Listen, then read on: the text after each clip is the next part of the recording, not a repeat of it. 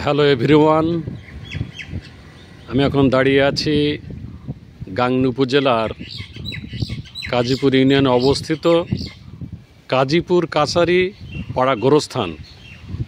গোরস্থানটি 1962 সালে স্থাপিত হয়েছে। এখানকার স্থানীয়রা এই গোরস্থানটি তৈরি করেছেন। খুবই সুন্দর গেট, যেটা আমি আপনাদেরকে দেখাচ্ছি। এম.এ. লিঙ্কন কাজীপুর কাছারিপাড়া গোরস্থান থেকে মেহেরপুরের কণ্ঠ।